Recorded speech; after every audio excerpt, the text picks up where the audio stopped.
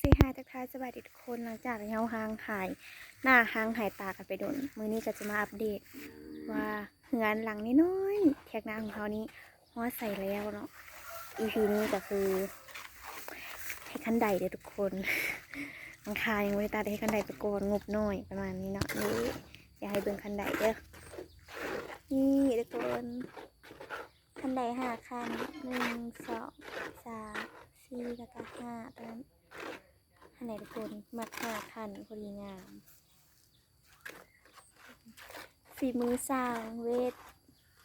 น้ำเพชรสนใจติดต่อมาได้เนาะราคาถูกแล้วก็หลังจากนี้นะทุกคนหลังจากที่ว่าเขาโกเลยแล้วเขาก็จะเอาทรายเข้าแล้วก็ต่อไปก็จะแบบผสมปูนเทเนาะแล้วก็เป็นต่อไปเขาจะไปเฮ็ดตัวหลังบ้านคันใดตัวหลังบ้านแล้วก็ต่อไปเขาก็สิตัดหลังคาได้ทุกคนตัดหลังคาเนี่ยอาจจะเป็นปีหน้าเนาะเงินบ่ทันเงินน้อยบ่มีเนาะเขาเฮ็ดตามงบนั่นแหละบ่เร่งบ่รีบเพราะว่าบ่อยู่เขาก็มีอยากให้งานงามต้องค่อยๆเฮ็ดค่อยๆไปนะทุกคนเนาะเบิ่งแม่มันคือความภาคภูมิใจแท้ทุกคนได้จำนี้เนาะคันใด2 ห้องนอนบ้านหลังน้อยๆกับตูบน้อยคอยฮักของเขาทุกคนแล้วหลังจากนี้เขาก็จะพาทุกคนมาเบิ่งหมกม่วงมาเบิ่งเอียงเขาเนาะว่ามันใหญ่สำหรับเร็วหมกม่วง3มาดูกันทุกคนนี่มอ3มาดูอันนี้กันน้อยเสื้อนี่เป็นเนยใหญ่ๆเลยนี่เนยนี้ก็เนยทางในคุณพอได้เงียงแต่ละมือแต่ละเวียนมาก็พอได้เงียงนะทุกคนนะเดี๋ยวมาเบิ่งต่อหมากซีดาหรือว่าหมากฝรั่งนั่นเองตัวนี้มีอยู่3 หน่วยตัวนี้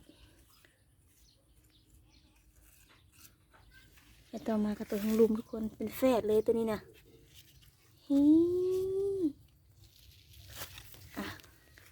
เขาจะได้กลิ่นมันแล้วเบิ่ง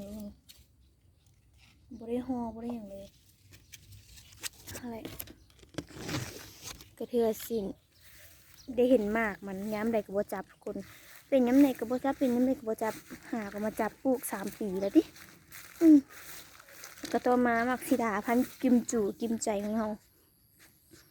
ทุกคนเป็นอยู่ดู2 หน่วยต้นนี้นะเป็นดอกหลายๆนะทุกคนนะเห็นบ่ดีๆนะเป็นดอกเป็นหมากให้น้อยนะทุกคนเป็นน้อยแบบนี้นะหมากหลายแต่ว่าเป็นหมากใหญ่ๆก็มีจังสิแล้วก็ตัวนี้ถือว่าใหญ่สุดนี่แต่ว่าโคตรเป็นโคตรอยู่เดี๋ยวให้ทุกคนเบิ่งกล้องหลังเนาะเดี๋ยวให้เบิ่งกล้องหลังแป๊บนึงเดี๋ยวเห็นบ่กำลังเป็นหมากดิหมากน้อยๆนะทุกคนเต็มกำลังแตกหมากสีดาพันกิมจูของเฮาทุกคนนี่แหละกำลังเป็นหมากน้อยๆแบบหลายๆแต่ว่าเฮาบ่ฮู้เนาะว่ามันจะจับโปมี2 ต้นนั้นกับต้นนี้แต่ว่าต้นนี้มีแตกบักหลายคุณนะแตกหลายแฮงเป็นหมากให้ได้ชมมี1 หมากแล้วก็2 หมากนั่นคอดทุกคนเอ้ยและคลิปนี้กับโบมีอีกอย่างเนาะแค่คิดถึงทุกคนบ่ได้มาอัปเดตบ้านโดดแล้วก็เลยคลิปนี้ก็เลยมาอัปเดตเลยเบิ่งโซกันเก่งในนั่นแหละทุกคนนี่คือความภาคภูมิใจเนาะของเด็กน้อยคนหนึ่งที่สู้จนมาประมาณนี้ต่อไปต่อไปกับบุกมูจับเด็กเนาะเพราะว่ามูมีเงินสร้างตัวมีแต่สิบอัปเดตส่วนผักส่วนไม้อย่างไรทุกคนเนาะสำหรับคลิปนี้ก็ขอตัวลาไปก่อนเนาะทุกคน เดี๋ยวเรามาพบกันใหม่ในคลิปหน้าเนาะสำหรับคลิปนี้ขอตัวลาไปก่อนบ๊ายบาย